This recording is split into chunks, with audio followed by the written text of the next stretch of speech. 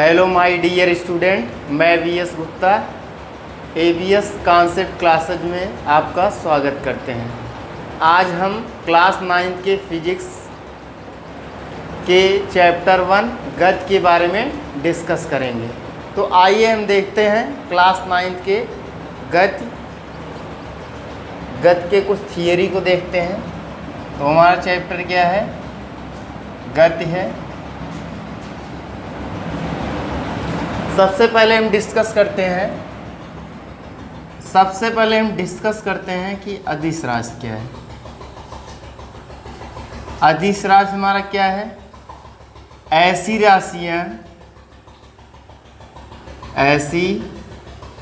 राशियां जिन्हें व्यक्त करने के लिए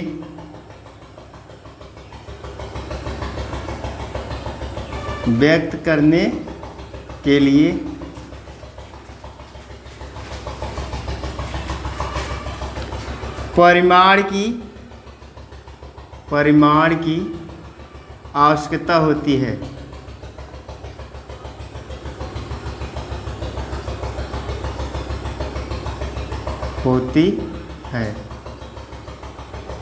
उन्हें हम क्या कहेंगे?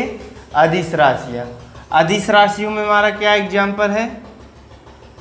जैसे अदिश राशियों में हमारा एग्जाम्पल है लंबाई, दूरी, क्षेत्रफल, द्रव्यमान, आयतन, चाल, घनत्व, दाब, कार्य ऊर्जा, कोण, ताप, वैद्युत धारा, वैद्युत विभव। तो यहाँ पे मान लीजिए कुछ एग्जाम्पल हम लिख लेते हैं। वैद्युत धारा, दूरी हमारा हो गया, लंबाई हो गया, घनत्व हो गया, दाब आदि। अगला देखते हैं हमारा सदिश राशि क्या है।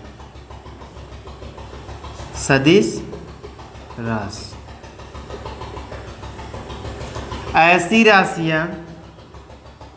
ऐसी राशियां जिन्हें व्यक्त करने के लिए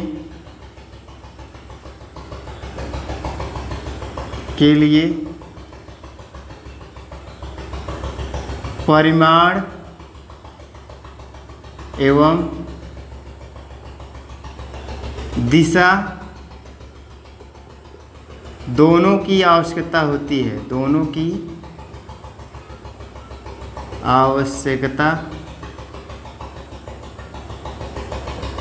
होती है।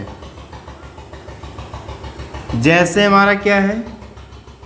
जैसे हम लेते हैं बल हो गया, विस्थापन हो गया, विस्थापन आपका हो गया, और आपका वैद्युत क्षेत्र हो गया, वैद्युत क्षेत्र, भार हो गया, संवेग आदि। आप लोग हमारे साथ ही नोट्स लिखते रहिए। आगे हम देखते हैं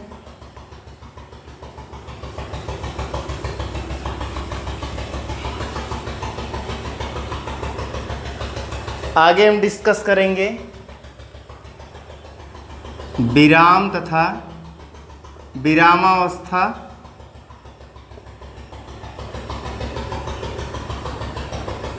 विरामावस्था किसे कहेंगे?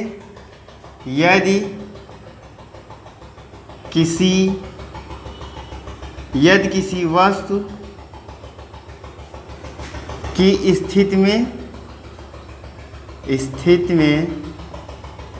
समय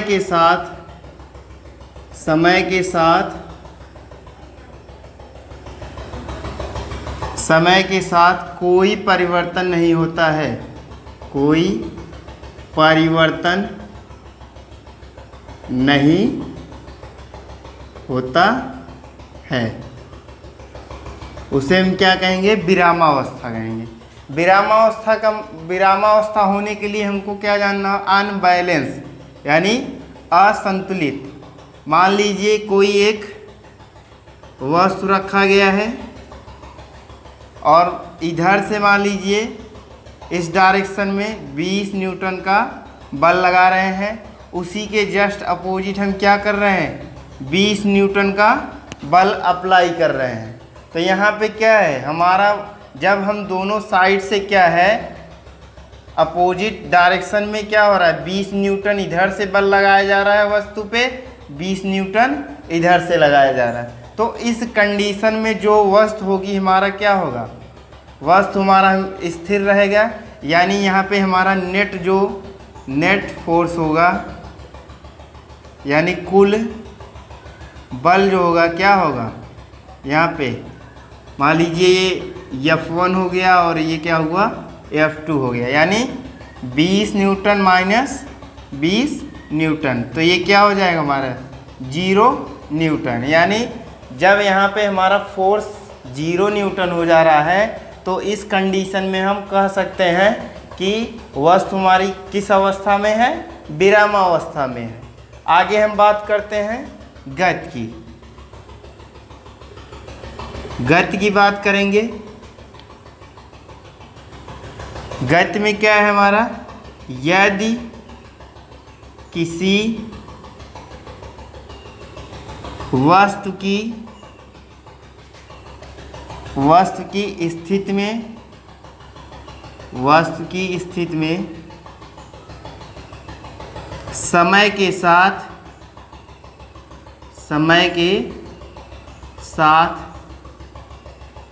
परिवर्तन हो रहा है,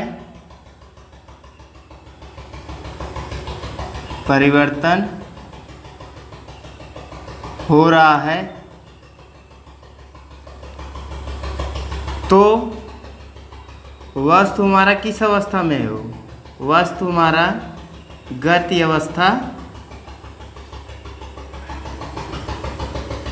अवस्था कहलाएगी।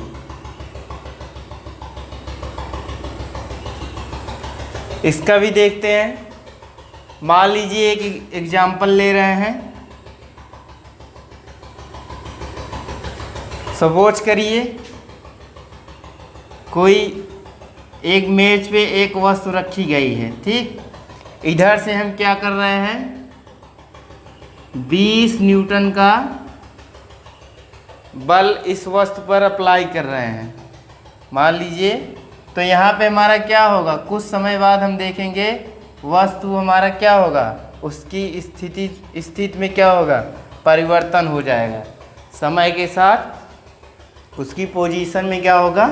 परिवर्तन हो जाएगा। तो इसे हम क्या कहेंगे? गति कहेंगे। आगे हम डिस्कस करते हैं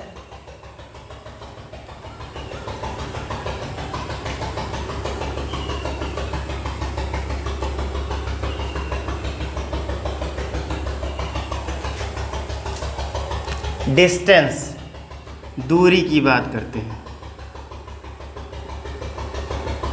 डिस्टेंस क्या है?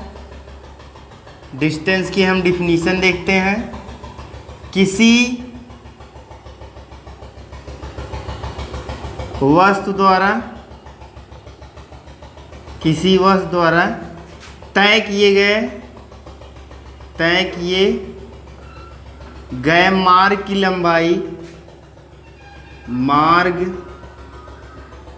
लंबाई तय किए गए मार्ग की लंबाई को दूरी कहते हैं।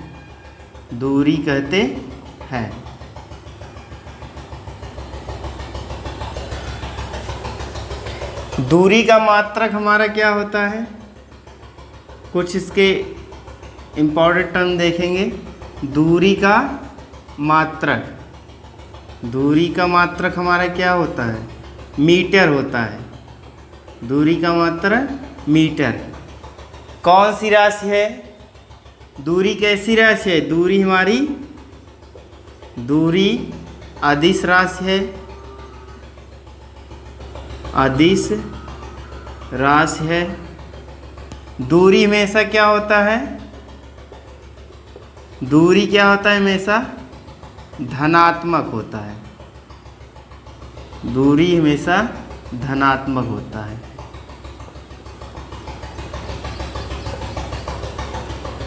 इसको हम याद रखेंगे, क्योंकि जब हम दूरी और विस्थापन में डिफरेंट पूछा जाएगा तो हम इसको अंतर में लिख सकते हैं, परिभाषा भी लिख सकते हैं, इसका मात्रक कौन सी राशि है, धनात्मक है ऋणात्मक है, इसको हम डिस्कस कर सकते हैं अंतर में। तो दूरी की बात करते हैं। मान लीजिए कोई व्यक्ति ए पॉइंट से बी पॉइंट पे जा रहा है, यानी कोई व्यक्ति ए पॉइंट से बी पॉइंट पे जा रहा है, तो वहाँ पे मान लीजिए इसकी लंबाई 5 मीटर है। तो ए से बी के बीच में जो दूरी व्यक्ति तय करेगा पोजीशन ए से बी तक पहुँचने में, यानी उसके बीच की जो दूरी होगी हमारा क्या कहलाएगा, दूरी कहलाएगा। उसके बीच की जो लंबाई होगी, यानी लंबाई हमारा क्या है, 5 मीटर है। तो ये हमारा क्या हुआ, ए और बी के बीच का क्या होगा, डिस्टेंस माना जाएगा 5 मीटर। यानी व्यक्ति जो है हमारा 5 मीटर दूरी तय किया ए पॉइंट से बी पॉइंट तक। आगे हम देखते हैं विस्थापन क्या है।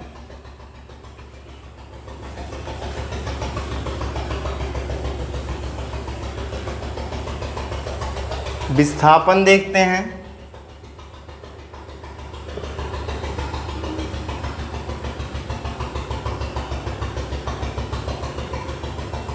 विस्थापन हम किसे कहेंगे, इसकी डिफिनीशन किसी वस्तु की प्रारंभिक स्थिति तथा अंतिम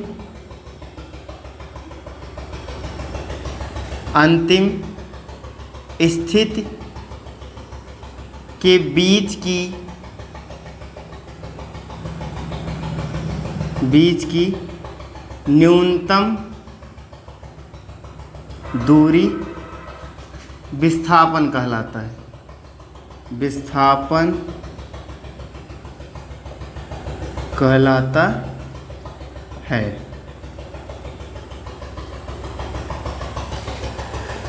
इसमें भी कुछ इंपॉर्टेंट टर्म देखते हैं। विस्थापन हमारा क्या है, इसका मात्रक क्या है, मीटर है। इसका मात्रक क्या है, मीटर। विस्थापन कैसी राशि है, सदिश राशि है।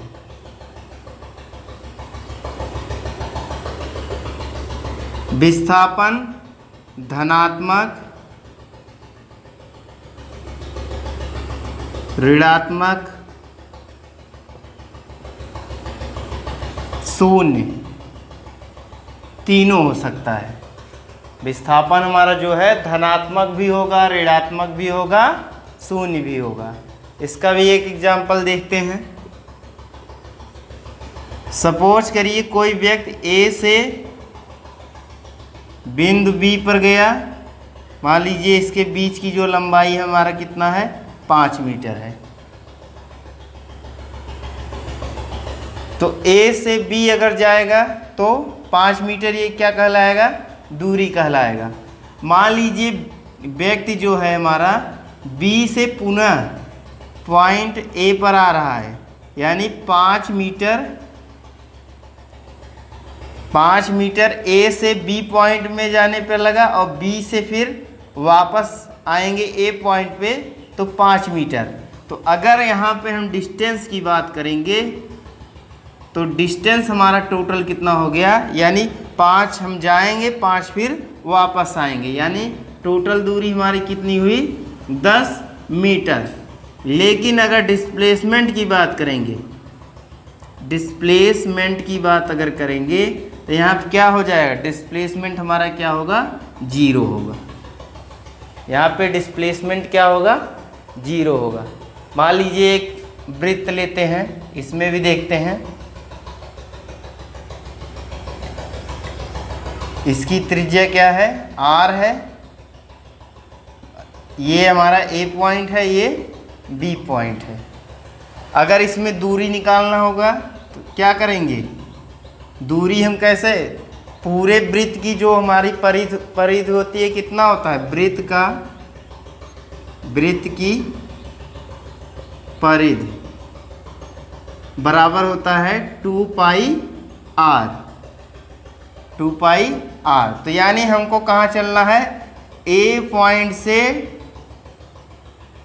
B पॉइंट पे आना है, यानी 2 पाई r बटे 2, यानी 2 कैंसिल, यानी हमारी दूरी जो हो गई कितना हुआ, पॉइंट A से B तक पाई r हुआ।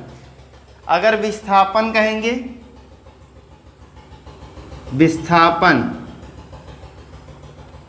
विस्थापन यानी A से हमको ये हमारा प्रारंभिक स्थिति हो गया, ये क्या हुआ, अंतिम स्थिति, यानी दोनों के बीच में जो न्यूनतम लंबाई होगी क्या कहलाएगी, यानी यहाँ तक हमारी त्रिज्या r थी, यहाँ पहुँचेंगे क्या हो जाएगा, 2r हो जाएगा। ये हमारा विस्थापन हो गया। आज के लिए बस इतना ही। अगला टॉपिक जो होगा हमारा चाल पढ़ेंगे, वेग पढ़ेंगे।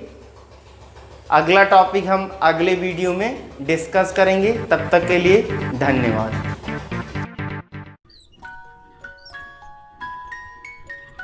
चैनल को शेयर और सब्सक्राइब जरूर करें। धन्यवाद।